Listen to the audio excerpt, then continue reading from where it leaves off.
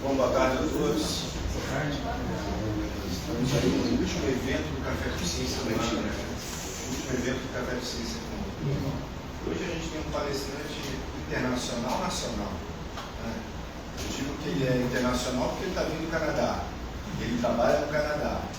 Eu digo que é nacional porque ele é filhote daqui do estado de Goiás, né?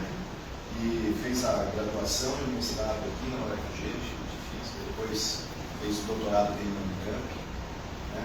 Ele é físico e especialista em dispositivos quânticos semicondutores e supercondutores de computação quântica. Ele atuou como Research Fellow no laboratório Pierre Degré, da Escola Normal Superior de Paris.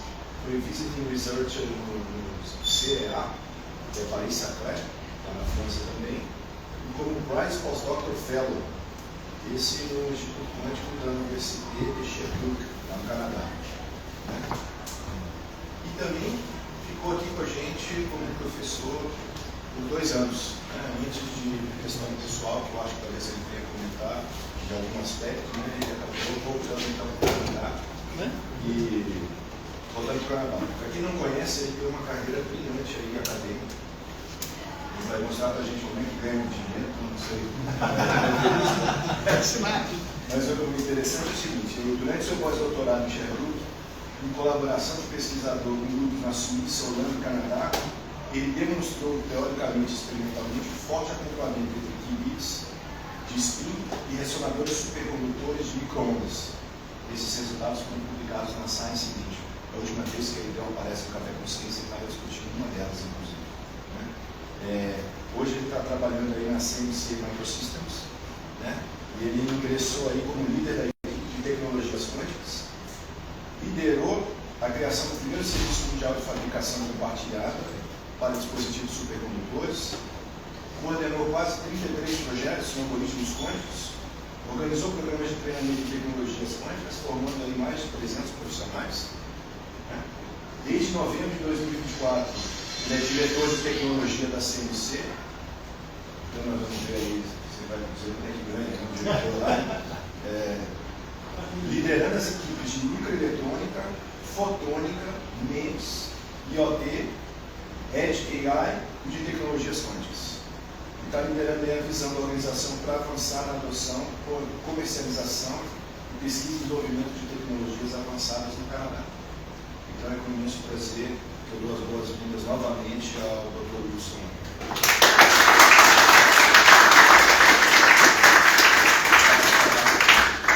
Antes de começar, Hudson, faltou uma informação para o professor Andres. O Hudson foi indicado para a medalha de honra da UFG, pelo Instituto de Física. Parabéns.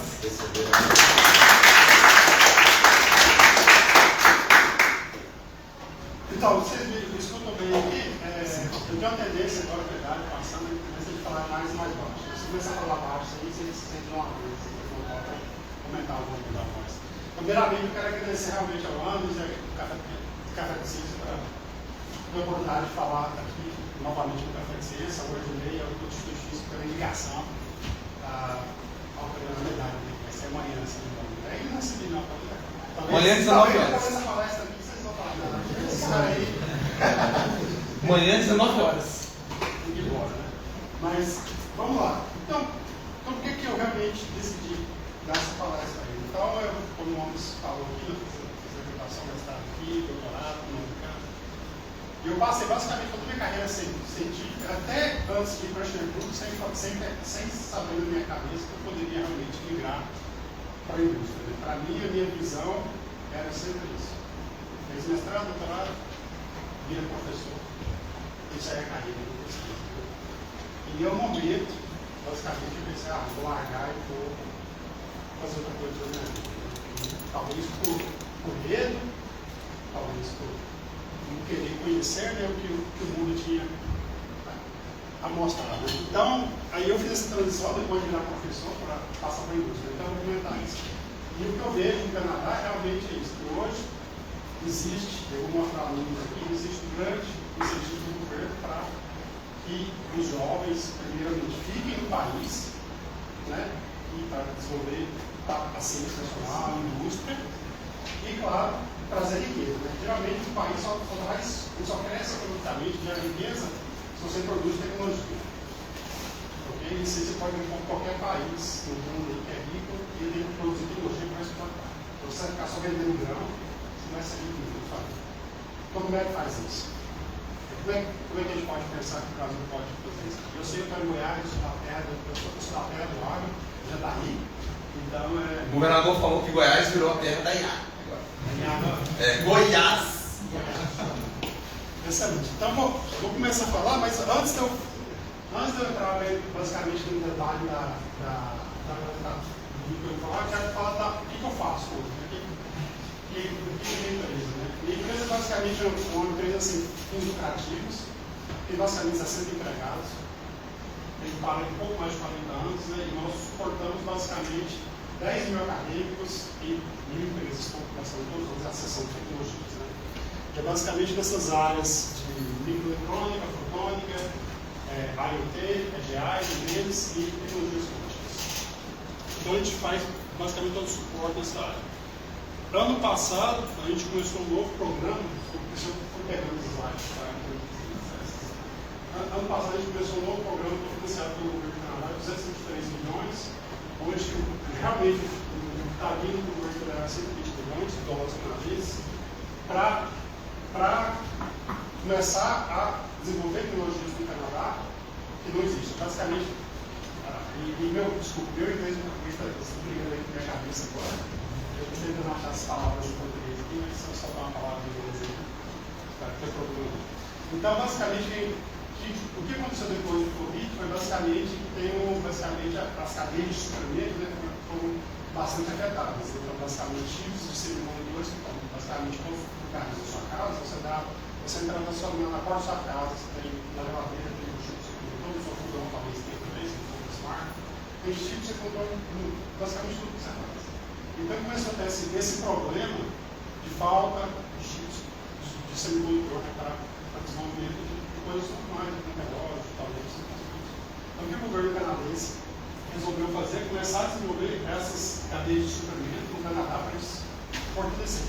A gente não vai copiar o que já existe de melhor no mundo, a gente não vai desenvolver uma fábrica de semicondutores no Canadá, mas existem tecnologias no Canadá que nós falamos que são de pontas e nós podemos suprimir elas para o mundo todo, que são áreas de fotônica, de MEMS, tecnologias quânticas, áreas que a gente acha que a gente pode vencer, e por isso que o governo canadense está fazendo. Então a gente tem todo esse programa que visa fortalecer essas cadeias de suprimento dessas áreas. Né? E eu vou falar um pouquinho mais em detalhes como é que a gente faz isso aqui. Então é basicamente isso que eu falo mesmo, devido aos problemas de suprimento. Então, bem rapidamente, a gente tenta esse nosso programa de 5 anos, até 2029, ele visa fortalecer primeiro o desenvolvimento de talento, né? E é basicamente focado para o semicondutor. E quando eu falo semicondutor, não pensa só no seu chip de semicondutor, não pensa em tudo que pode ser semicondutor. O chip fotônico, por exemplo, na MEMS, seu dispositivo, tudo que você pode colocar para fabricar basicamente o que eu uso no seu semicondutor. Então, basicamente, o que a gente começou a acelerar bastante é que a gente precisa de pessoas do Canadá que sejam capazes de fazer um pouco de design de semicondutor. A gente não fabrica semicondutor, isso é fabricado em Taiwan. Mas, no Canadá, como vocês sabem, a gente tem grandes empresas que fazem todo o design, são chamadas de empresas fábricas, né? Então, eles só fazem design e eles mandam o seu design para Taiwan e depois eles pegam o chip. Uma empresa que faz isso muito, a maior empresa do mundo é NVIDIA. A NVIDIA não fabrica um chip dela. Ela faz todo o design, ela manda para Taiwan fabrica. Esses chips eles mandam para o mundo inteiro, né? Então, a gente precisa de pessoas que são capazes de trabalhar nessas tecnologias de pontas, né? Então a gente faz bastante isso nessa área de pontos e a gente está entrando numa área agora dos algoritmos quânticos. Nós temos computadores quânticos com mais de 100 bits, então a gente está começando a tentar ensinar as pessoas como que pode rolar algoritmos quânticos com computadores quânticos mais de 100 bits. Não é só escrever algoritmos quânticos, tem que entender realmente como o hardware funciona, as suas limitações, para conseguir extrair alguma coisa interessante dele. Outra coisa que a gente começou a fazer também chama-se tecnologia para mas pessoas que têm poder de decisão, por exemplo, o governo ou pessoas das empresas. Né? E para que a gente precisa ensinar isso sobre tecnologia? Para entender a importância que a tecnologia tem no faz. Então, isso que a gente faz lá. E meu time que eu lidero faz basicamente isso. Uma coisa que a gente faz desde quando o CBC começou, isso foi a razão que nós começamos, foi essa fabricação de dispositivos compartilhados. Então, na época, há 40 anos, tinha uma empresa no Canadá, que infelizmente fechou em 2006, que fazia fabricação de semicondutores, e essa empresa canadense queria uma organização que fazia um meio de campo entre os pesquisadores, professores das universidades e a empresa, né? Porque eu não queria estar lidando com 10, 20, 30, 100 professores, né? Eles queriam lidar só com uma pessoa e passar as tecnologias que estavam desenvolvendo para os pesquisadores. Então, o que é essa vantagem da empresa? Os pesquisadores fazem uma coisa nova que pode, em algum momento, virar uma propriedade intelectual que pode desenvolver a empresa mais ainda, né?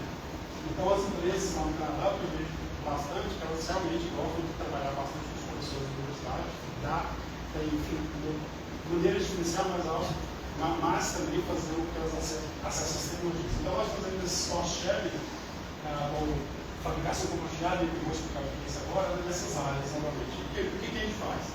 A gente tem parcerias com basicamente todas as empresas, as maiores empresas de controle do mundo, como o Founders, PCC, e a gente compra o wafer. E o que a gente faz é que divide o wafer em várias áreas pequenas. Cada área pequena é um design, que vai fazer com o móvel, que o pesquisador, a empresa fez, e o que a empresa faz é só paga a área que ela compra, que ela está precisando lá. E isso reduz bastante o custo para ela, ela não precisa de acessar, ela não precisa de comprar o wafer todo, né? Ela não precisa de comprar o wafer todo, reduzindo bastante o seu custo, e nós, através do nosso programa de fabricar, a gente consegue ir mais reduzindo mais o custo. Por exemplo, hoje a gente dá um desconto da ordem de 35% no custo do wafer que a gente tem para eles. Né? E para isso a gente também fornece todas as ferramentas de CAD para que as pessoas possam fazer esse desenvolvimento dessas tecnologias. Né? A gente tem regras, novas, ciências, como só eles estão todos disponíveis para nossos grupos acadêmicos. Né? E para as startups, que tem as médias empresas e acadêmicos, a gente também fornece grants, né, para que eles possam desenvolver um produto, por exemplo, um processo. Digamos aqui o professor Leandro desenvolveu um processo lá e ele acha que isso tem diversas implicações. Ele quer fazer esse processo disponível para todo o ecossistema, não só do grupo dele, mas para diversos professores do Instituto de Física, professores fora de outras universidades e através de empresas.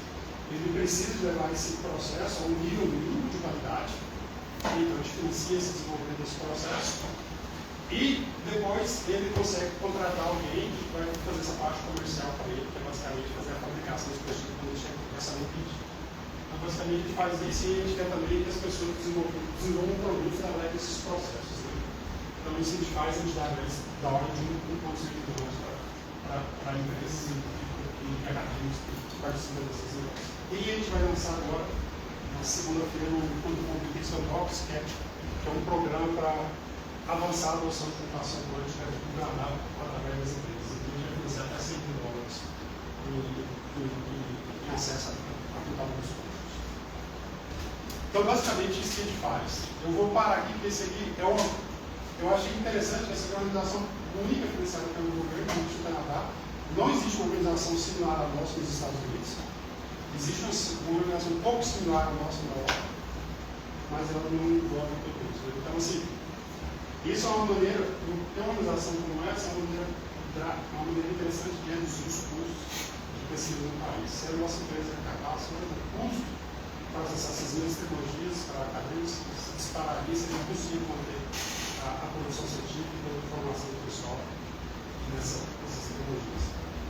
Então, e aí eu não conheci essa empresa antes de começar agora, por isso que eu vou entrar nos detalhes que eu coloquei esse projeto.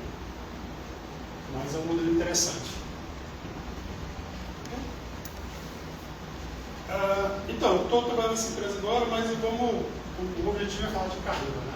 Então, já falei bastante, né? E como eu disse no início, a gente já tem um doutorado em física, vira um professor de física. Será que esse é o único passo que a gente consegue fazer, né? Mas tem um dado, infelizmente eu procurei, mas eu não consegui achar dados do Brasil, mas na América do Norte, somente entre 5 e 10% das pessoas que têm doutorado tornam-se um professor universitário. E em áreas de biologia e medicina, esse número é 5% da física, é um pouquinho maior. E, para pessoas que falam sobre a graduação, mas se você volta para a graduação, eles são basicamente na ordem de 1 ou 2%. Eles se tornam realmente professor universitário. Então, na América do Norte, o mercado para virar um professor universitário é bem concorrido. A maioria das pessoas eles vão trabalhar nas empresas. Eles trabalham no governo, outras coisas. Então, eu vou tentar falar um pouco sobre isso aqui hoje. Eu não sei quais são os dados do Brasil, mas eu imagino que isso aqui talvez seja algo diferente. Principalmente antes que tem. Não. Não? É um pouco mais do que 10%, mas é longe de ser também. Pouca gente que realmente é absorvida pela pandemia. Doutor. E varia de ano a ano também, eles têm mais vagas, tem expansão. Então vamos lá. Então eu vou começar a falar. Uma das coisas que eu aprendi também é que as pessoas, geralmente, para se verem fazendo uma coisa, elas têm que ter um modelo, não pessoas que elas possam se espelhar. E, geralmente, eu cresci em Goiás, eu sou estudar física porque meu professor no ensino médio era um professor do Salviano do Paulo, do Paulo de Salviano, né? Me incentivou a isso. Então as pessoas geralmente, se não tiver alguém para incentivar eles a mostrar coisas que podem ser feitas, elas geralmente não vão fazer. Né? Então eu quero me usar como espelho, mas eu sou como eu digo, né? Eu não sou um bom fora da cor, na verdade. Na verdade, tem pessoas muito mais excepcionais do que eu que fizeram essa transição e eu vou mostrar alguns exemplos depois. Então, o que eu fiz, né, basicamente carreira universitária normal, e eu coloquei um pouco de zigue-zague aqui, porque mesmo hoje, se você termina o seu doutorado, no outro dia você vira professor. Né?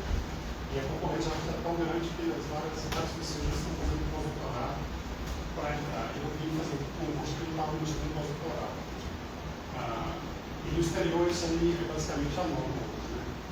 Então, isso aí foi basicamente a minha carreira, e eu acho que basicamente quando eu terminei minha graduação no Universidade do Rio, eu tinha esse objetivo, que era ir para uma universidade, e eu realmente consegui fazer isso. E basicamente eu saí da universidade, porque eu não gostava, na verdade, eu gosto bastante, eu gostava bastante do que eu fiz. E a gente foi bem, eu assim, dentro das minhas próprias métricas, e foi bem sucedido. Né? Então, eu demorei 15 anos para sair da minha graduação para virar professor. Né? Mas eu consegui publicar bem no Honors falou aí, em revista de alto impacto. Então, eu vou falar um pouco o que me levou, basicamente, a largar. Eu basicamente, eu tinha atingido o que eu queria, né? Que eu virar um professor universitário. Basicamente, o que foi duas coisas. Né? Primeiro, as circunstâncias externas, que eu vou falar daqui a pouco, mas também o conhecimento novo que eu adquiri durante a formação, e eu fiquei mais atento quando eu comecei a pensar mais, eu queria sair da universidade. Então, basicamente, eu estava aqui no Brasil, eu tinha passado muitos anos fora do país, no doutorado, Covid não foi fácil, e também a situação política naquele momento não estava muito fácil. Né? E outras coisas que eu posso comentar aqui é também pelo lado pessoal, minha esposa é canadense, né? Não foi muito fácil para ela também, então a gente meio que decidiu retornar ao Canadá, né, nesse momento. Mas isso aí foi um dos motivos principais que levaram a sair. E o que eu sabia, né? Eu sabia que me levou a esse novo conhecimento, que me levou a despertar o meu interesse, a pensar que eu poderia ter uma carreira fora das universidades. Né? Então, primeiro, quando eu estava em Sherbrooke, no meu pós-doutorado, eu fiz um curso de empreendedorismo lá. Isso é uma das coisas que é meio que mandatória para todos os alunos do Instituto. fazer esse curso. E basicamente, eles mostram para você como você pode pegar a sua pesquisa e talvez transformar um produto, transformar uma empresa, criar uma empresa, um modelo de negócio, por exemplo. Mas o que estava acontecendo bastante naquele momento também é o surgimento de startups quânticas. Né? Então, já existiam várias, né? Então, por exemplo, a B-Wave, talvez a startup quântica, uma startup mais, que tem mais de 20 anos, ela começou em 99, né? É uma empresa que estava há muito tempo no mercado.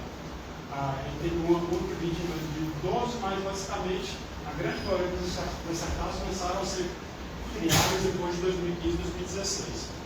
E no Canadá a gente começou a ter várias, né? Então, tem a Znadu, foi em 2016, o Norton Geek, que estava no G-Group, que foi criado em 2020. Então começou a pipocar várias startups em computação quântica na área do meu interesse, né? E isso, o que eu pensei nesse momento? Né? Para fazer essa, não é fácil, você tem emprego, eu estava no estágio probatório, mas eu acho que eu ia conseguir passar esse tempo probatório. Largar o emprego e caçar uma coisa nova no outro país, no outro lugar. Então, porque eu senti que eu tive confiança, eu consegui fazer isso, porque eu tinha uma expertise técnica, né, que estava sendo desejada por essas empresas. Né? Então, eu pensei, eu acho que o conhecimento que eu tenho aqui, meu conhecimento técnico, eu adquiri durante toda a minha formação, ele vai me ajudar a conseguir emprego em algum lugar. Né? Então, eu estava bastante em contato com o pessoal do G-Group, que a gente acabou tendo um doutorado lá, e eles começaram a falar, está começando a surgir bastantes empresas aqui em G-Group mesmo, e tem uma empresa que vai começar um time de computação quântica, né? E se você quiser voltar, a gente te indica. Você quer tentar? Então, foi, fiz o processo, fiz entrevistas e provou logo por eles inteiro a empresa. Né? Mesmo amigo que tinha trabalhado na mesma empresa, não tinha sabe, era um professor do PTP. Né? Então, basicamente, quando eu saí do FG, eu já fui como gerente de tecnologia quântica. Na época, o time sentiu. Eu também dei sorte, porque na verdade eu fui contratado para ser um desenvolvedor de software, mas entre o tempo do meu visto sair e tudo, uma pessoa que era um gerente foi embora, foi fazer outra coisa. Quando eu cheguei lá, eles falaram, o cara foi embora, você não quer pegar essa posição não? Beleza. Vai aumentar o salário, né? Eu nunca vi que a gente quer, né? Vai aumentar o salário. Então eu comecei basicamente como gerente de tecnologias quânticas, né? E de um time, de uma pessoa no momento que eu comecei, de computação quântica, e eu cresci nesse time de 5 pessoas hoje, trabalhando na parte de computação quântica e também de parte de hardware, né? Então a gente não faz pesquisa no dia. Nosso objetivo não é fazer pesquisa. Nosso objetivo é fazer todo o suporte para quem faz pesquisa, para as universidades e para as empresas. Então a gente tem que ter um conhecimento técnico para fazer desenvolver as pesquisas, dar todo o suporte para eles na que a gente precisa fazer.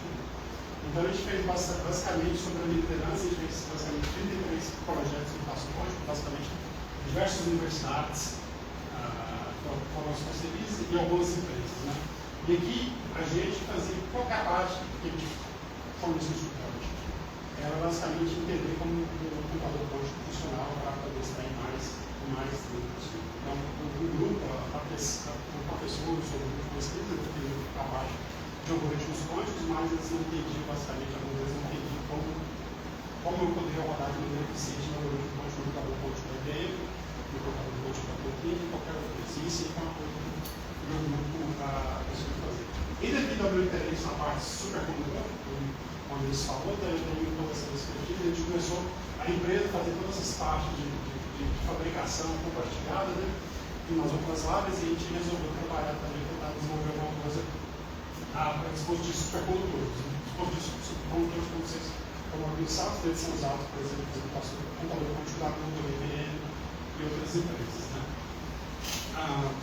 E aí a gente fez isso primeiro com uma organização finlandesa, chamada TTT, que eles fabricavam os dispositivos para a gente. Mandavam para os nossos pesquisadores, e depois a gente fez um projeto com a Universidade de Sherbrooke para eles desenvolverem esse processo lá e conseguir disponibilizar. E isso que eu vou falar mais na frente, como o Sherbrooke faz isso de maneira excelente. conseguir fazer a tecnologia que eles desenvolvem lá disponível para todo mundo. Isso em vários diferenciais dessa universidade. E aí, você pode colocar o AI lá para conseguir detectar isso também e levar para o maior lá. E tecnologias coaches. E hoje eu gerencio basicamente o time todo, tem 26 pessoas, 26 comigo, e tem 5 gerentes em cada uma dessas áreas aqui, que fazem toda a parte mais técnica. Então hoje eu não faço nada técnico. Hoje eu só gerencio, eu só faço burocracia. Né? E também, se você falar com seus professores, eu acho que é um pouco diferente de alguns fazem. Passa bastante fazendo, não, né? Mas é interessante. E eu não sou especialista em nenhuma dessas áreas. Isso que é interessante mencionar aqui. Mas o meu chefe fala, você vai aprender. Vai lá, trabalha assim. Então é isso que dá, né? As pessoas que têm esse background em física e também em áreas de engenharias, né? Que eles realmente sabem que vocês podem aprender. E a empresa realmente reconhece isso. Então, que é natural as pessoas que são da área de ciência e tecnologia. Então, se vocês começarem a estudar as histórias das empresas, por exemplo, o CEO da BNP, ele não é uma pessoa de negócio, é um cara técnico. O cara que se formar e virou o CEO da BNP. Ele começou a empresa. Eu não faço nada de pesquisa, mas o meu maior objetivo que eu tenho que fazer é direcionar a área que nós vamos fazer nesse ano, mas também nos próximos 5 anos. Porque a gente tem uma visão clara do que nós queremos atingir. Né? Então, isso é uma das partes que eu faço. A gente faz bastante atividades de desenvolver o ecossistema, o nosso ecossistema, porque, como eu falei, a gente quer que tenha mais empresas, né? Então elas têm que saber o que você pode fazer com essas tecnologias. Digamos que você tem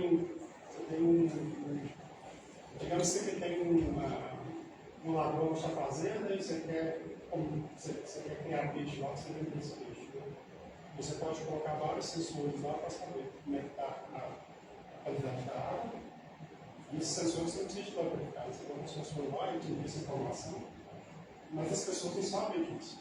As pessoas que estão lá na agricultura, eles não sabem geralmente qual é esse tipo de sensores.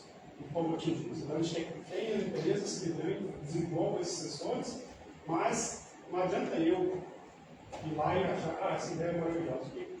Um produto você ter sucesso, a gente precisa das pessoas, eles têm que descobrir o produto e saber o que é capaz. Então a gente faz bastante dessas atividades para mostrar o que essas tecnologias são capazes de fazer no dia a dia da empresa, no dia a dia do agricultor, muito mais muitas coisas. Uma pergunta?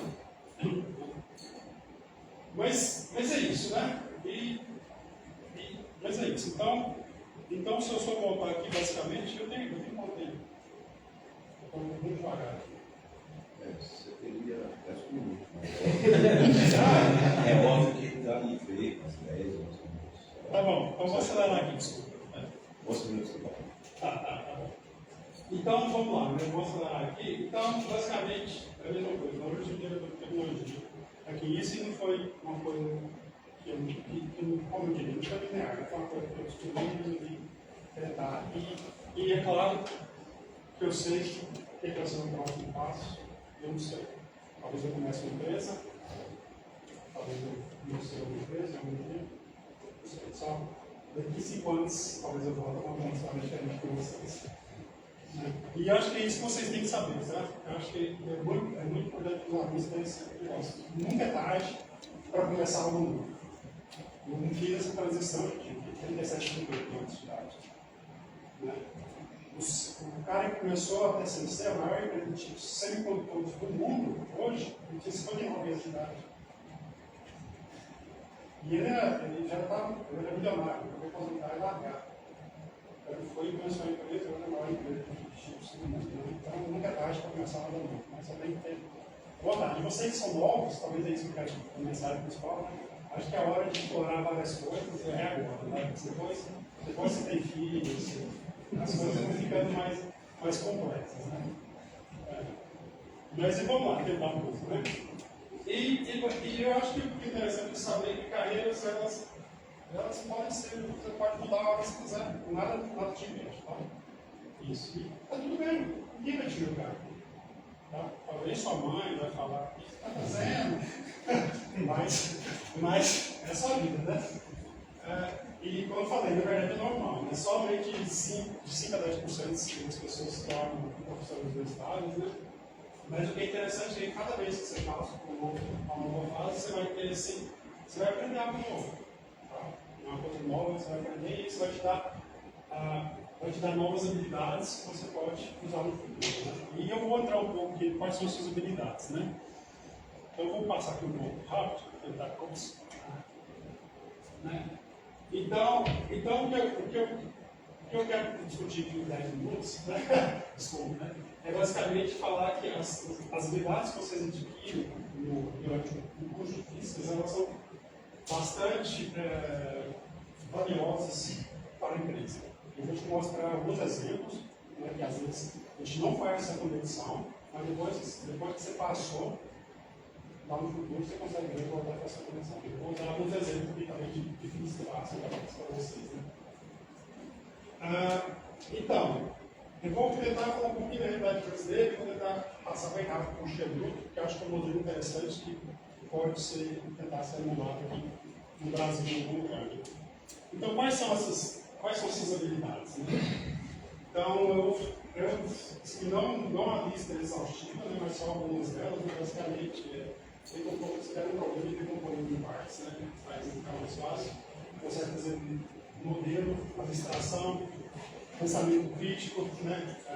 Pensamento de sistemas, principalmente experimental, eles trabalham muito com incertezas.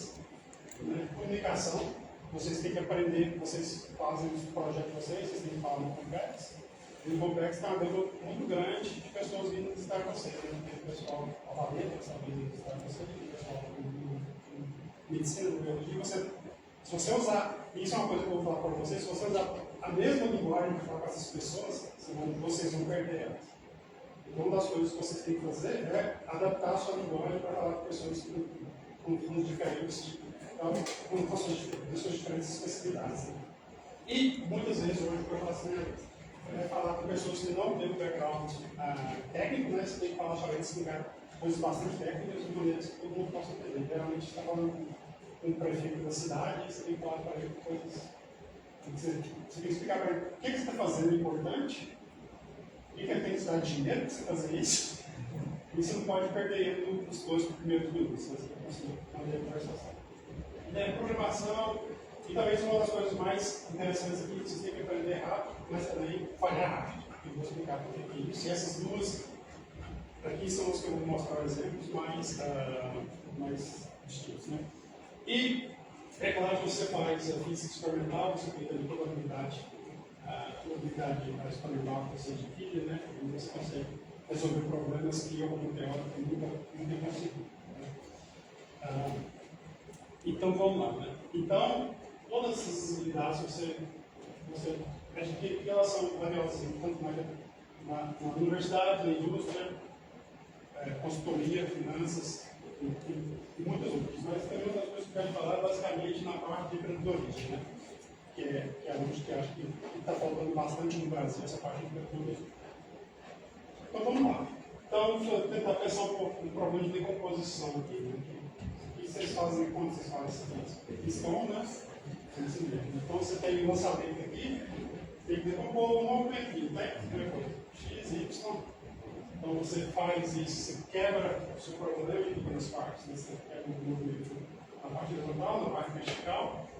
Você resolve ele na parte horizontal e vertical separadamente, você junta eles, talvez você quer descobrir um ângulo, quer descobrir a altura máxima, a distância máxima, para ter a resposta que você quer. Né?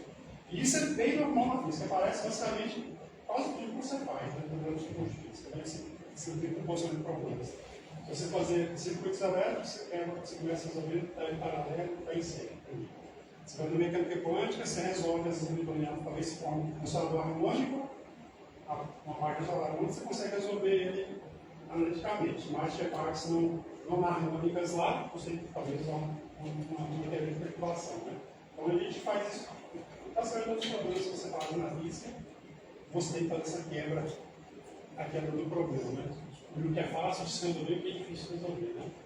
Mas como que isso pode ser usado? Qual é o tipo de habilidade que vocês pensam que pode ser usado no contexto de negócios? Né? Vamos pensar que no meu caso aqui, e isso aí é uma coisa que a gente está trabalhando agora, vamos pensar que a gente quer introduzir uma nova tecnologia informática. Não vamos só falar, não, eu quero fazer isso. Como é que eu vou fazer isso? O que eu tenho que resolver para saber se eu posso realmente fazer isso, para ter essa resposta? Eu devo introduzir essa tecnologia ou não? Né? Então, primeiramente, é possível ter isso tecnicamente, né? Eu tenho um grupo, eu tenho um curso que é capaz de crescer esse dispositivo e fazer disponibilidade. Qual que é o tamanho do negócio? Né? Isso é interessante só para uma pessoa ou interessante para 1.000 pessoas, 1 milhão de pessoas? Né? Isso vai nesse sentido, né? Porque uma das coisas mais interessantes é eu não posso introduzir nada que são conteúdo no negócio. Mesmo que sejam lucrativos, o nosso objetivo é que existe e tem que fazer dinheiro. Né? Então, você tem um mercado só para uma pessoa, tem problema nenhum. Qual é a compreensão nisso? Quanto tempo vai demorar para eu conseguir fazer isso, introduzir isso? Qual é o custo? Qual é a capacidade do meu time? Então, o que a gente faz é quebrar cada um desses perguntas aqui em pequenas partes. Né? Então, para resolver isso, a primeira coisa que a gente tem que fazer é descobrir o que é crítico para mim. Cada tipo de negócio vai ter uma parte que vai ser mais crítica ou não. Então, por exemplo, eu tenho a capacidade técnica de fazer isso? Se não, talvez essa pergunta sim ou não. Talvez dizer não, mas meu time, se ele fazer isso, ele vai ter essa capacidade. Qual é a demanda do mercado? E se ele pode fazer isso para gerar lucros e conseguir crescer mais no sistema. Então, a gente vai quebrando o problema de tal forma que a gente consegue resolver ele. E quando você vai responder essas pequenas perguntas aqui, você vai usar primeiro dados do mundo real, né? Você tem toda a sua pesquisa para descobrir se tem demanda ou não, quais são os custos, né? Quem está tudo envolvido com isso, né? E você tem que fazer projeções financeiras, né? Quantos dispositivos você vai crescer? Eu vou começar isso, eu vou começar com 10, mas para mim fazer lucro, em 5 anos eu tenho que estar produzindo 1.000 dispositivos dessa forma. Você tem que ter todos esses tipos de projeções que requerem habilidades matemáticas, né? Também. E, às vezes, para responder uma dessas perguntas, você vai usar outras habilidades, como, por exemplo, suas habilidades de modelamento de um problema. Né? E aqui eu tinha um exemplo, mas eu vou passar. E outra habilidade que eu acho interessante é aprender rápido e mais também falhar bem rápido. Por que isso é importante? Né? Isso aí é basicamente como a mente do empreendedor funciona. Se eu vou começar um negócio hoje, eu não quero gastar 10 anos para saber se o meu produto vai ser viável ou não. Eu quero gastar talvez 1 ano, saber se vai ser viável e quanto tempo eu vou ter lucro para mim. Né? Em 10 anos, quem vai me manter por 10 anos para conseguir fazer isso? Mas será que da onde que a gente está fazendo isso? Geralmente a gente vai, faz os cursos aqui, a gente vai aprender toda a teoria. Na teoria, a gente tem as aulas, tem os livros, está tudo bem. Vamos fazer o problema, encara, né? Vai encarar um problema, né? Quando for algum tempo. Quanto tempo você vai ficar encarado um problema? Depende, né? Depende do seu problema, né? E às vezes na pesquisa também, né? Na pesquisa que você está fazendo, você vai no caminho, você vai no caminho, você tem que chegar lá, nesse caminho, tem que voltar para o caminho, né? Você tem erros, né? Tem erros de teoria, quem nunca esquece fazendo teoria, nunca esquece um fator de dois, que é proporcional de menos, né? No seu código, no seu experimento, talvez tenha. E em todas essas partes, tudo que você vai fazer é descobrir se você tem um erro o mais rápido possível. Você tem que passar, você tem um tempo finito para terminar a sua graduação, você tem um tempo finito para terminar o seu mestrado e um tempo finito para terminar o seu doutorado. Você quer passar uns 4 anos, 5 anos fazendo um projeto. Né? Hoje o mundo é muito competitivo, você quer trabalhar em 4, 5 projetos para publicar dados do seu doutorado. Então, esse que é uma pergunta para vocês, né, que a gente ia ficar preso no problema por um dia, talvez por uma semana. Né? Não vou perguntar aqui, né? Porque eu passo de tempo aqui. Então, como que essas essa habilidade aí, ela te ajuda, você faz isso sem mesmo perceber, né? Ela te ajuda a resolver o seu problema ou a avançar na sua pesquisa, né? Então, a primeira coisa que você tem que fazer é reconhecer quando o seu método que você está fazendo não está funcionando. Isso aí você tem que isso mentalmente, né? E você também não pode se apegar à sua teoria, ao seu método. Você começou com uma coisa, você fala assim, pô, estou tentando aqui, isso aqui deve funcionar, é tão elegante, tão bonito. Não está aí, você tem que passar para frente, né? E o que você tem que fazer é mudar rapidamente para uma nova teoria, um novo método, né? E, às vezes, você tem que construir toda a sua intuição do zero. Então, quando o pessoal da mecânica quântica estava lá, todo mundo estava fazendo um problema de componente, então você fala, você vai lá e pensa basicamente toda uma nova teoria e toda a construção nova. Né? Vocês fazem isso no seu dia a dia, às vezes, sem perceber, né? Quando vocês vão conversar com seu professor, eles falam, você está gastando muito nesse problema, acho que está na hora de você tentar outra coisa nova, né? E aí você vai adquirindo e vai ganhando essa habilidade com isso, e aí acontece bastante no mundo de negócios, né? Então, e aí basicamente o que você quer? Você quer testar no mundo empresarial, você quer testar o negócio o mais rápido possível, né? Se ela não funcionar, você quer primeiro entender por que ela não funcionou. Isso. E você tem que mudar de área e tentar outra coisa. Tá? E, novamente, não cair, não se apaixonar, você está querendo fazer e mudar. Então, isso realmente acontece também no mundo empresarial, mesmo coisa que vocês façam. Então, isso é uma habilidade que vocês estão desenvolvendo sem perceber. Né? Mas, continuam. Então, e é basicamente, todo trabalho que você vai fazer que requer inovação, ele vai requerer esse tipo de trabalho. Né? E talvez seja essa habilidade, né? Então, isso é bem interessante para vocês. E, basicamente, na física você está treinando isso todo dia. E as diversas habilidades que eu acabei de mostrar para vocês. E onde essas habilidades são interessantes, né? Nas universidades, algumas pessoas trabalham com o governo, né? Eu acho que tem algumas pessoas que vão trabalhar como técnico científico, polícia civil, polícia federal, né? Então, as habilidades difíceis, tem um trabalho difícil, né?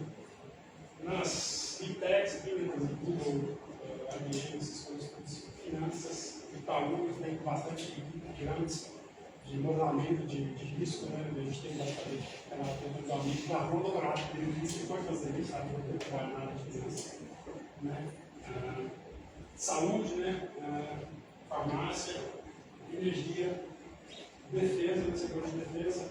Aqui no Brasil, eu não sei quanto que o nosso setor de defesa investe na área de tecnologia, mas nos Estados Unidos, os programas de defesa são os maiores, são as organizações que mais põem dinheiro em pesquisa fundamental. É o governo, é a parte de defesa do setor de defesa americano. DARPA foi basicamente todo projeto de internet nos Estados Unidos, um programa americano. E para você trabalhar lá no governo americano, várias pessoas que estão lá dentro do DARPA, por exemplo, elas têm mestrado, doutorado em áreas de lançamento de tecnologias. E claro, para começar a sua própria empresa. Okay? Então vamos lá. Vou passar isso aqui um pouco rápido, mas eu tinha um pouco de exemplos aqui de como que a gente poderia fazer física na parte de finanças, né? Então, basicamente, finanças quantitativas, você tem que fazer todo o modelamento, né? E eu vou passar numa parte aqui. Mas, basicamente, tudo isso que trabalha na área de finanças, tem que ter essas habilidades que são listadas aqui, né? Se você conseguir fazer isso de maneira concreta, você vai ser bem sucedido na área de finanças. E vários físicos e matemáticos seguem na área de finanças. Várias pessoas hoje trabalham no Itaú, no banco, Bradesco, fazendo isso. Né? E tem de Siemens, eu acho que talvez esse nome de Siemens é realmente considerado, talvez não gente sabe o que você tem esse Siemens aqui. Siemens é o cara que fez uma teoria de topologia, então Charles Siemens, que fez muito antes eu já esqueci minha física, né? Mas você está vendo, visualmente topológica, tem um nome, Charles Siemens, por favor, me corrija se eu estiver errado, né? É teoria.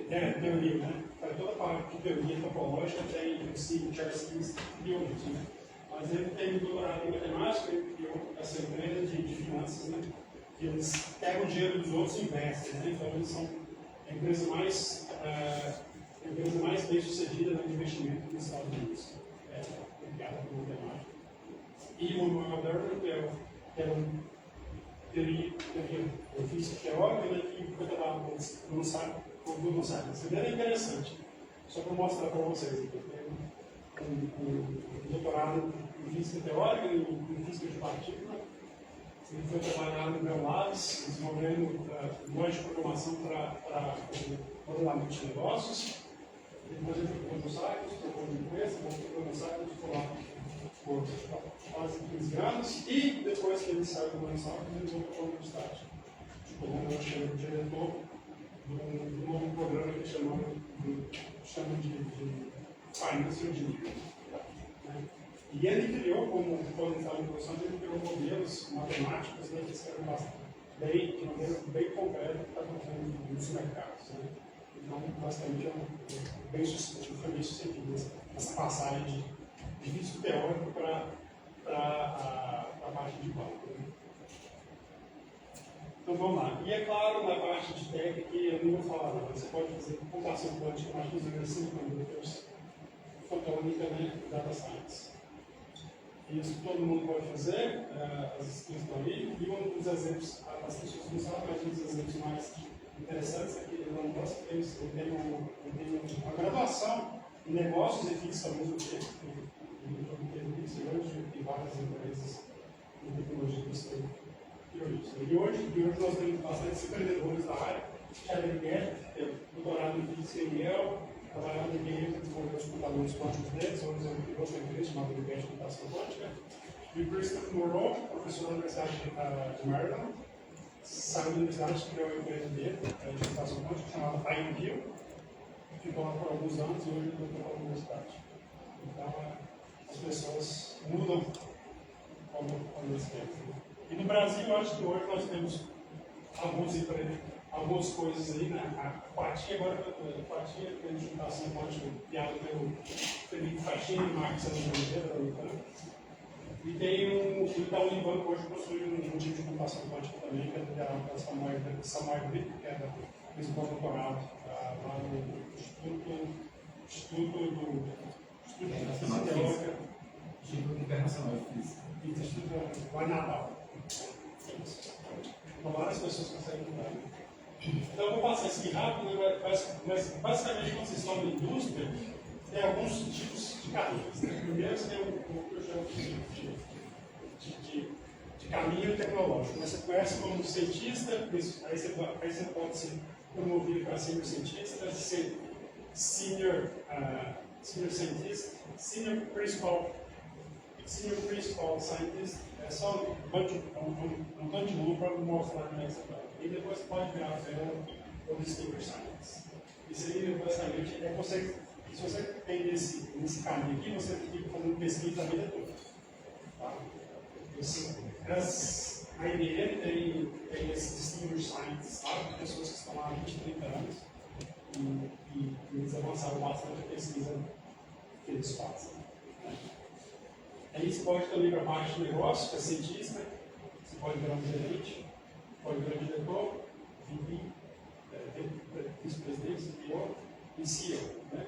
E, talvez, o mais interessante é que se você começar a sua própria empresa, você já começa a ter um nome, você já é o CEO, tá? Então, esses são basicamente os caminhos que você quiser para a indústria. Então, a realidade brasileira, né? Como é que a gente está, né? O Brasil possui 875 empresas em Big Techs. Só 62% delas foram estudadas nos últimos 5 anos. E esse mapa aqui, eu vou ficar aqui, mostra onde elas estão localizadas. Basicamente, mais de 50% delas estão localizadas em São Paulo. Né? E com Goiás e outras regiões aqui em cinza escuro, 21% dessas empresas. Então, esse é o panorama que nós temos no Brasil. E a maioria dessas empresas de tech, elas são áreas de fintech, tipo o Nubank, que eu acho que é considerado fintech, né? E também de saúde. Hoje muitas empresas começaram com engenheiros, físicos, fazendo tecnologias ainda, né? Então, quiser achar um emprego na área de tecnologia do Brasil, você tem que basicamente mudar de Goiás. Ou para São Paulo, ou para o exterior. Basicamente, são as únicas opções. E você, por favor, me corrija se eu estiver errado. Vocês querem? Vou abrir o texto. Vai lá? Eu vou fazer isso não, isso é uma possibilidade de cara do texto. Interessante. Essa Sabedorismo. Tem startups que Sem startups, né? Sim. Eles estão começando. Pelo que eu vi nessa aqui, também tem uma reportagem na revista Pesquisa Papesco que fala disso. A maioria das empresas começaram esses 5 anos e está tendo mais incentivos para elas começarem.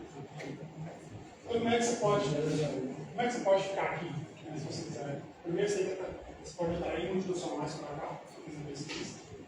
Dá um centro de pesquisa aqui, isso acontece. Por exemplo, a IBM tinha um centro grande de pesquisa em Campinas, que foi fechado há algumas semanas. Mais 100 pessoas foram lá indo embora. Esse é um problema, né? Quando você atrai multinacional do seu país, a qualquer momento elas podem fechar as portas e ir embora. Né?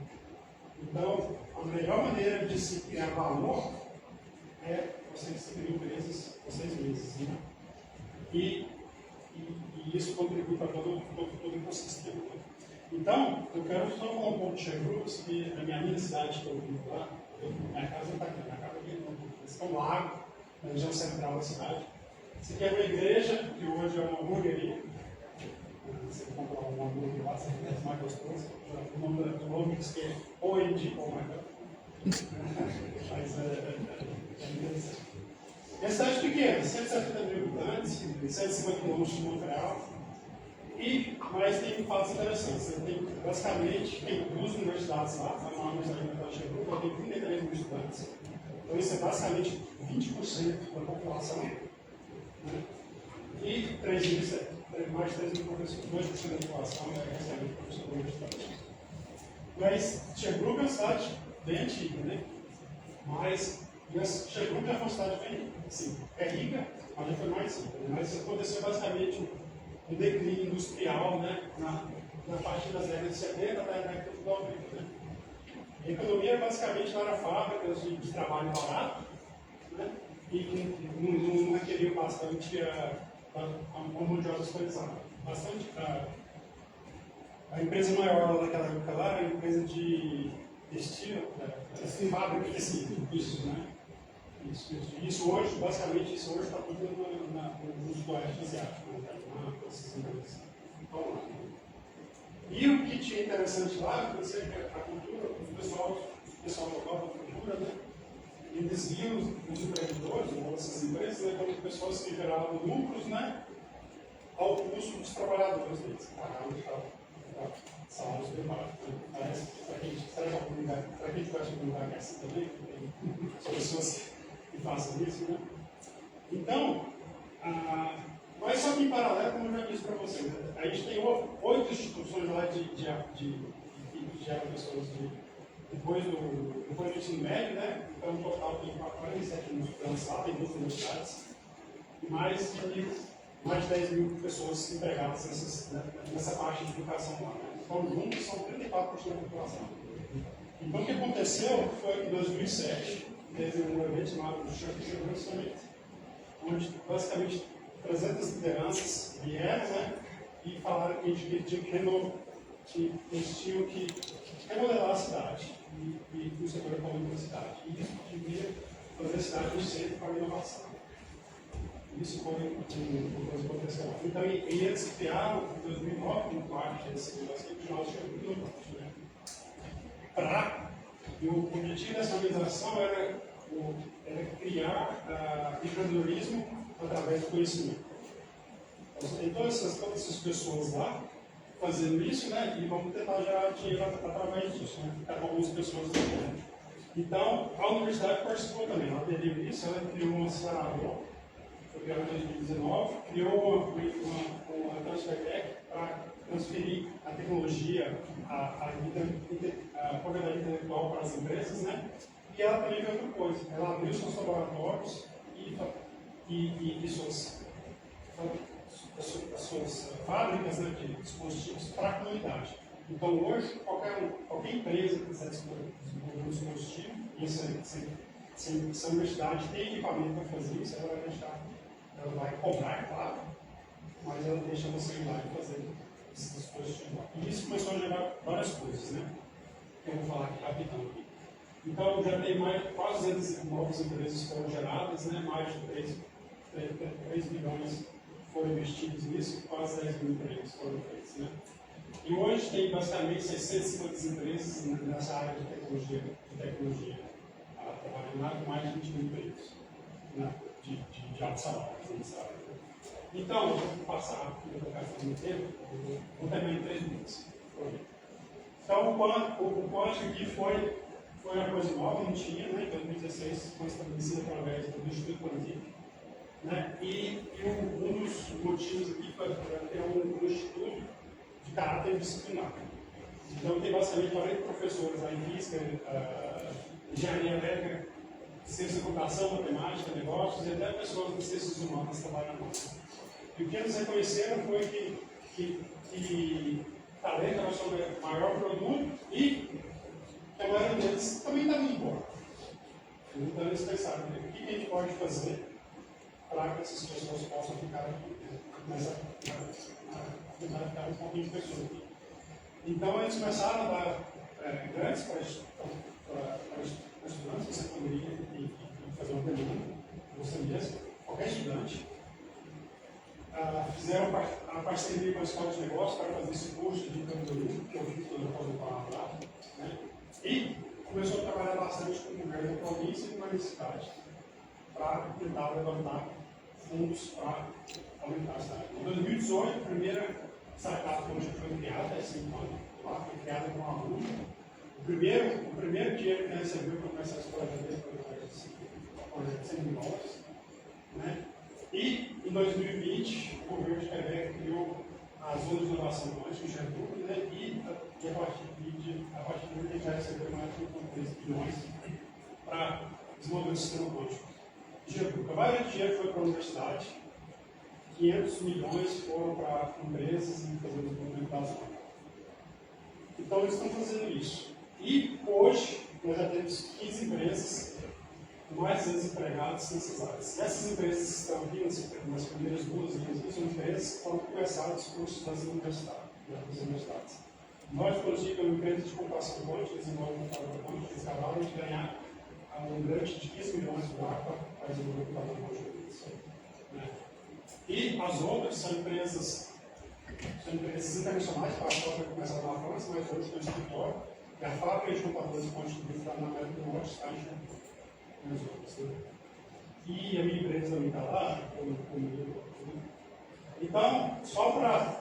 Eu sei que não foi bem rápido, eu vou falar mais um pouquinho, mas só para terminar aqui, então, carreiras na indústria são possibilidades, né? E vocês podem ter carreiras bem satisfatórias. E elas podem ser também challenge para poder desafiadores. Né? E ela sempre permite que vocês possam explorar caminhos de negócios também. Né? E eu acho que talvez, para concluir, né, acho que o maior desafio, se você quiser gerar empresas aqui no Brasil, é se criar empresas de deep tech nacionais. E os estudantes têm um papel fundamental para isso, porque na maioria dos casos, a gente está pensando aqui, mas na maioria dos casos também, o que vai acontecer que são os estudantes que estão desenvolvendo o produto, o projeto deles lá, que vão ter essa ideia e tentar levar isso para o mercado. Né? Então, eu acho que vocês têm que pensar que isso é uma possibilidade para vocês. E é claro que a universidade e o governo tem que trabalhar junto para incentivar isso, porque sem o apoio de vocês, isso não é possível. E é isso, Marcos. Desculpa.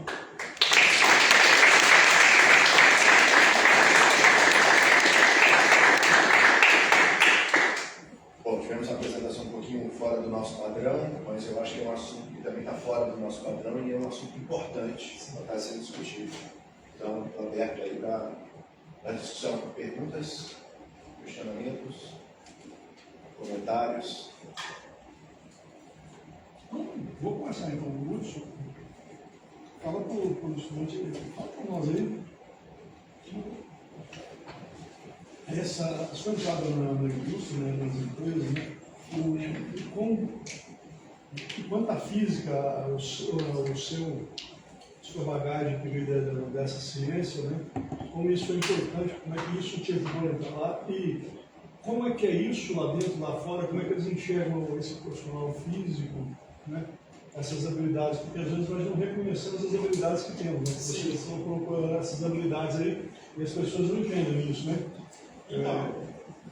Então, começando pela primeira pergunta aí, né? Então, sem conhecimento técnico, você não consegue entrar, primeira coisa. E o que é interessante nessas empresas, eles conseguem gerar o que é do jeito. Então, você tem que realmente saber e mostrar que você tem um conhecimento técnico gigante. Né? Essa é a primeira porta de entrada. Tá? Claro que outras coisas pesam também. Você não consegue explicar o que você faz para as pessoas. Isso aí é bastante. É um passo principal. Então, se você vai para uma entrevista e não consegue explicar o que você faz, ou ensina que você faz, ou muito rápido, ninguém vai te dar emprego. As pessoas não conseguem comunicar.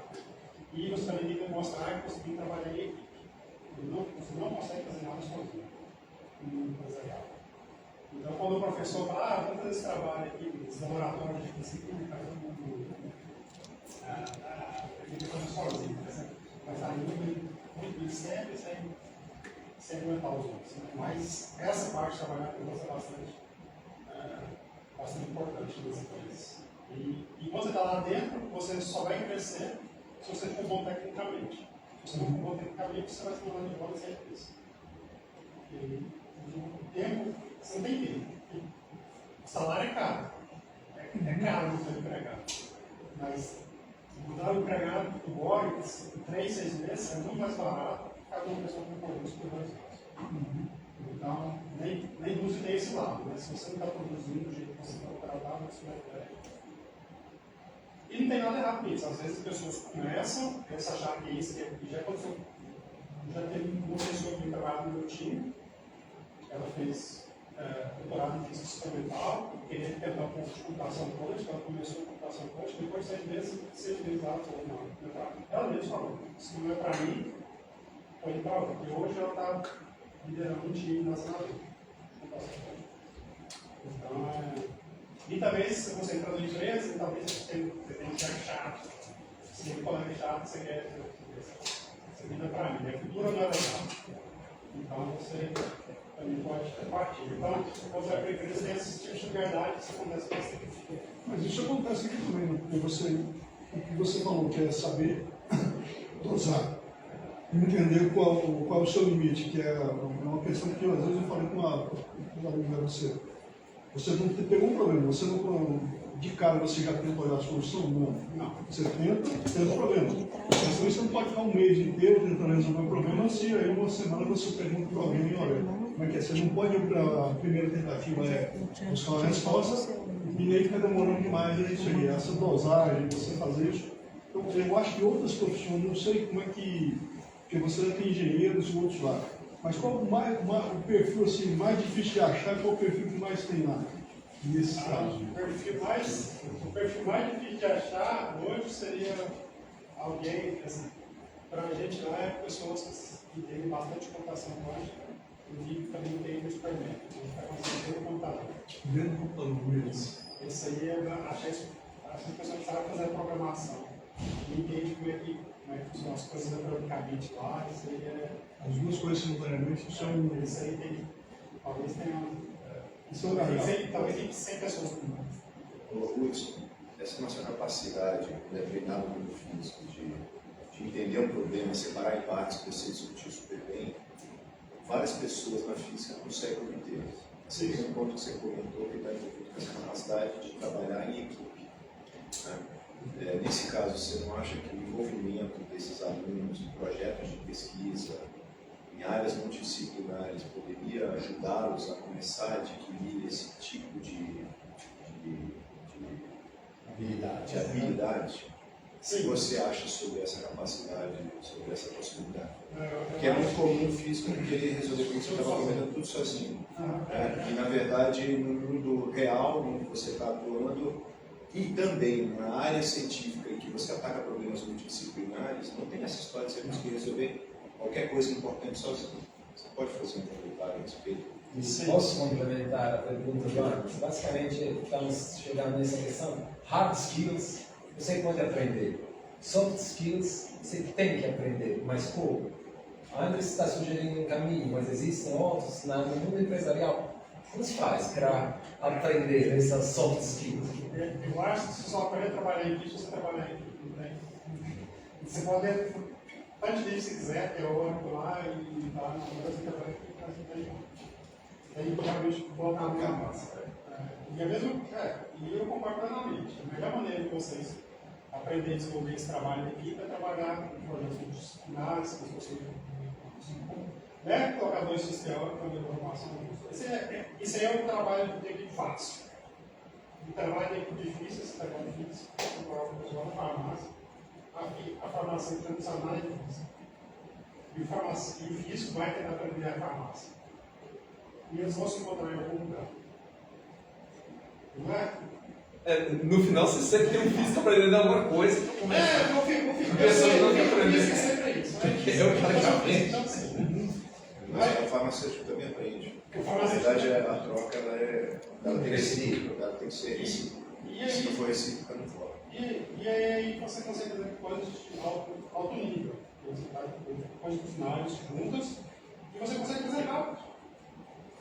Você tem que gastar 3 anos para fazer assim. Mas você está tocando num ponto interessante aqui. No Brasil, na área de pesquisa, é comum em determinados estados você ver as pessoas repetindo algumas coisas que em outros estados alguém fez algo inovador que não havia no país. E aí em alguns estados mais favorecidos, de repente a pessoa repetia a mesma coisa. Começar a tentar fazer exatamente a mesma coisa que foi feita em outro estado. Esse tipo de atitude é uma atitude positiva do ponto de vista de desenvolvimento futuro, por exemplo, de tecnologia, a gente voltar para fazer a mesma coisa, ou é o contrário, você deveria se unir rapidamente com a pessoa que já domina esses skills para resolver um problema mais importante lá na frente que nenhum dos dois está enxergando. Talvez. Isso, eu acho que esse segundo ponto é o claro. Você tem que realmente avançar junto, você vai fazer coisas novas que você não era capaz de fazer antes. Né? E rápido. E rápido. No mundo empresarial, você tem que ganhar dinheiro. No final das contas, a sua empresa não quer dar dinheiro, você vai fazer as contas. Assim, na academia, a gente também não está errando nisso se a gente começa a demorar demais para... Porque lá fora a competição é... Exato. E nada é... Você... Eu não sei, porque já tem tempo, eu sei basicamente o que eu estou falando, mas lá os seus brands, no Canadá, o brand de pesquisa que você tem, que vem do equivalente científico é muito pequeno. Dá para pagar um aluno de mestrado. Esse é o brand que você tem por 5 anos. Para você conseguir brands maiores, você tem que fazer aplicações, esses brands são bastante concorrentes, né? Então você tem que pegar e produzir bastante. Inclusive produtos de qualidade. Né? Então, trabalhar em times multidisciplinares, e equipe multidisciplinar pode significar uma professora de física como uma empresa para explotação coach, não é só um cara em farmácia ou uma farmácia. Não pode ser física, não pode ser uma farmácia, pode ser um acadêmico ou empresa. Né? Isso acontece bastante lá. Mas acho que é um ponto interessante que às vezes a gente tenta copiar bastante o que os outros fazem. Então, o cara fez nada, deu certo, ele vai copiar. Eu acho que isso é o que é de acordo, mas eu acho que você tem que pensar assim. O que eu posso aprender daquela pessoa lá que fez isso? E como que eu posso fazer com ela? Isso aí também é uma coisa que você faz bastante disso. Vocês veem um artigo que vocês estão fazendo. E isso é bastante importante para vocês vão para a empresa. Né? Porque ninguém vai ficar reinventando um modelo de projeção de finanças, sabe? Mas você tem que fazer. O que é que é um diferenciante? Você tem que fazer. Hudson, Deixa eu passar para lá. Desculpa, Diretor, só vou... Daqui a pouco eu passo para você, pode ser? Obrigado. Uso, parabéns aí pela apresentação.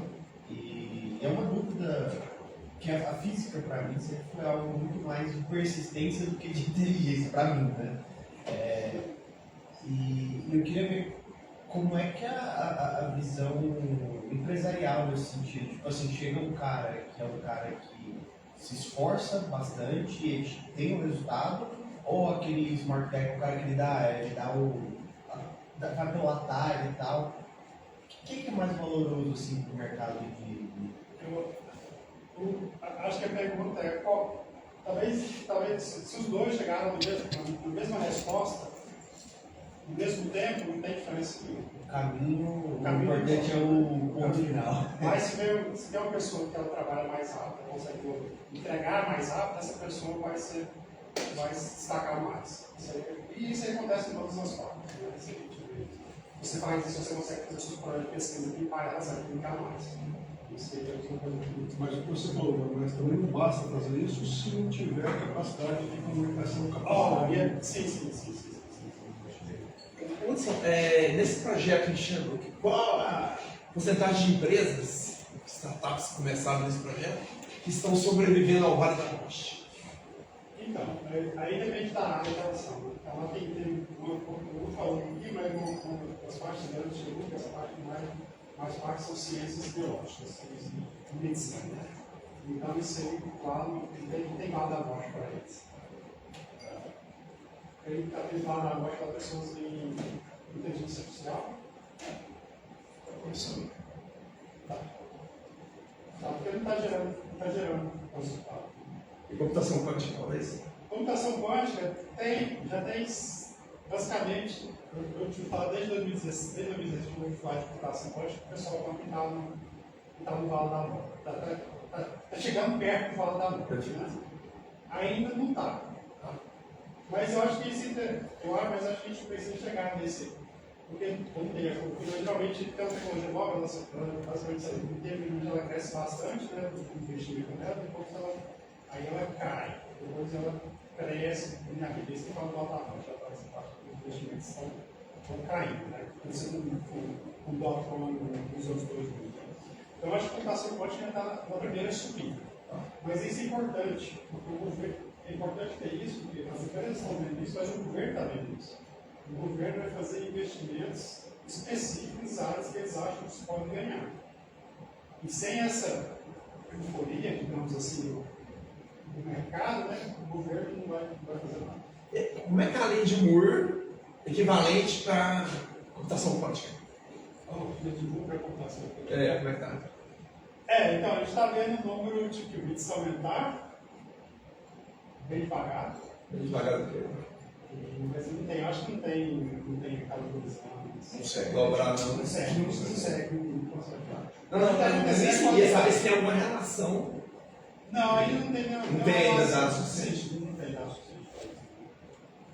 Mas estão na ordem de 1000 qubits. Para fazer coisa interessante assim, sem tem nada. Mas esses qubits é qubit lógico ou qubit físico mesmo? Físico mesmo, não estou bem limitado. Não, qubit lógico é só um. Caramba. Tem sempre qubits fazendo. Exatamente. Só perguntas. Um pouco específico. Eu vi que vocês têm aquela área de IoT, vocês rodam alguns modelos pequenos, nos microcontroladores embarcados, desses sensores, e mesmo essas startups que desenvolvem esses modelos reduzidos para rodar localmente, ainda estão sofrendo com esse declínio da IA. Então, se você olhar, porque é difícil, essas são as empresas novas, né, que estão tentando fazer IA na borda, né, digamos assim. São empresas pequenas que estão emergindo. Tem financiamento para elas aí. Mas o que eu vejo lá nos Estados Unidos e Canadá, é que o valor que está sendo injetado é menor que os anos passados. Os valores, basicamente, do ano passado para esse ano já caiu 30%. Vou colocar dinheiro privado, né? Essas empresas. Então, basicamente, acompanha todo o mercado. Mas na bolsa, se você olhar a bolsa de Nova York, ela está crescendo, né? Não caiu. Você comentou muito fortemente a questão do curso que você fez de empreendedorismo. Poderia comentar um pouquinho, de maneira mais profunda aí, o que foi o impacto? E se você está na física, não é comum a gente fazer o curso de empreendedorismo. Na engenharia, pouco mais chance, tem mais chance. Na farmácia, tem mais. Então, que tipo de conselho você daria? Quem é que você tem que buscar? Porque Ali me parece ser um pessoal muito especialista na área de empreendedorismo mesmo, e já teve sucesso, e consegue falar isso com boa capacidade. Poderia fazer um comentário a respeito disso? Sim, o curso lá foi um curso interessante, porque eles disponibilizaram uma professora das escolas de negócios lá para vir falar sobre empreendedorismo para a gente. E a primeira coisa que eles falaram, o empreendedorismo ninguém faz sozinho, vocês têm que ter um time. Então, tinha um time de 4 pessoas para trabalhar no problema. E nós criar um produto e levar ele para o mercado. Eles querem o nosso desafio, então, é basicamente criar todo o modelo de negócio para como a gente fazer esse produto. Desenvolver, como é que a gente vender, qual é o custo dele, qual é o custo, quanto a gente vender, os nossos parceiros, né, novamente. Em área de tecnologia, você não consegue dar só isso, de várias pessoas. Precisa comprar coisas de outras pessoas. Né? Então, descobrir os parceiros. Foi de quanto tempo? Uma semana? Foi, não, 4 meses. 4 meses. Bom, 2 horas por semana no curso. 4 meses. Mas dá uma visão, porque o interessante é o que eles falam, que a sua ideia não tem valor, só você sabe ela. E quando você fala para os outros, talvez vocês não falam, a sua ideia valoriza se você não acreditar. Então, a primeira coisa que o empreendedor tem que saber, essa ideia, será que ela é boa ou não? A primeira coisa que você tem que fazer é falar com as pessoas. Mostrar que eles têm saúde e interesse no que você está fazendo. Se ninguém tiver interesse, qual é o motivo que você vai gastar com isso? Talvez essa foi a lição principal que eu aprendi durante você. Que é interessante para você, pode não ser do mercado. É, interessante para você, não pode ser do mercado. Perguntas?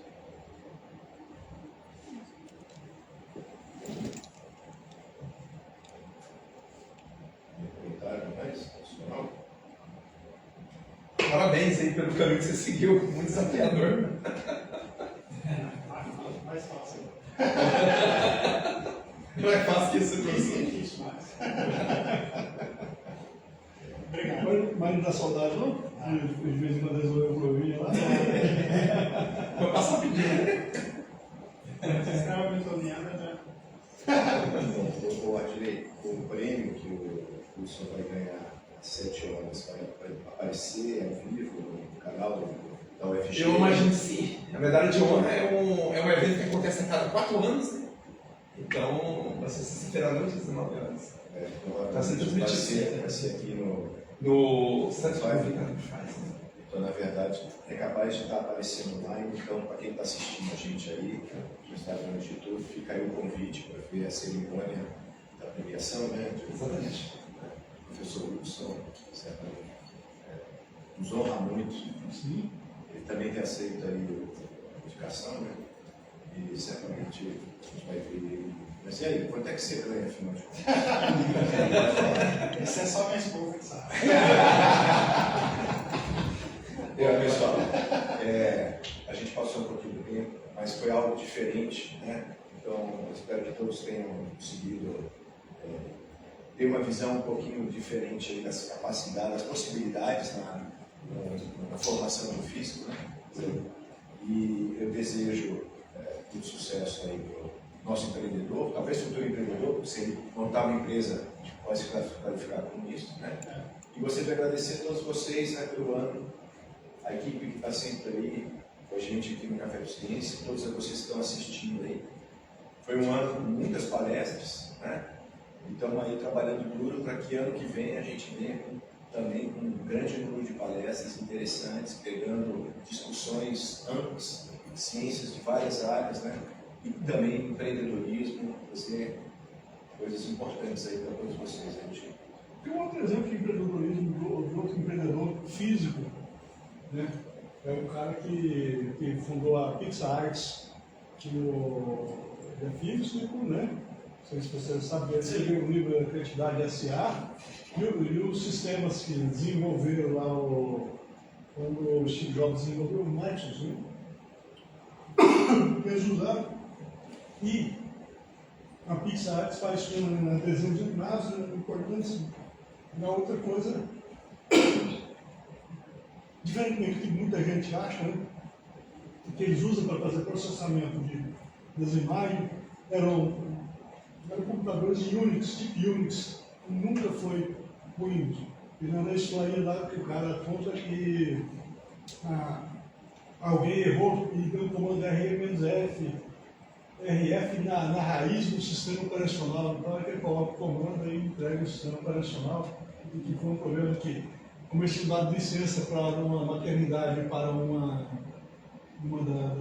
das pessoas que trabalhavam com o filme, ela tinha uma cópia, ela tinha levado uma cópia para casa. Foi a única forma de dizer dela de ir embora para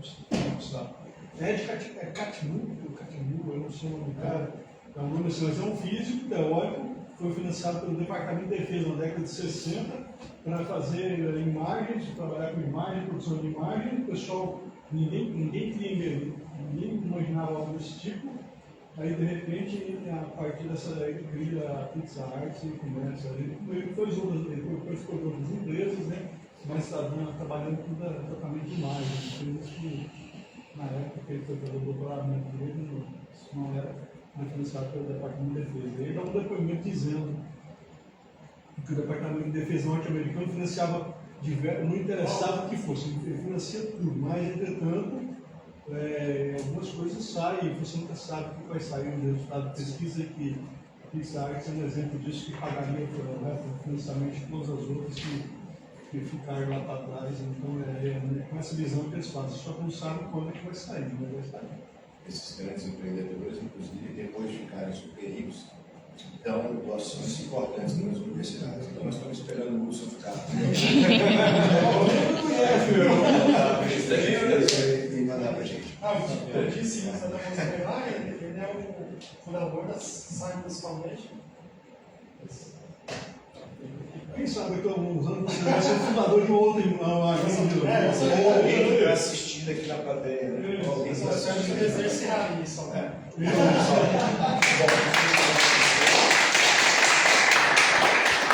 Espero todos vocês no ano que vem.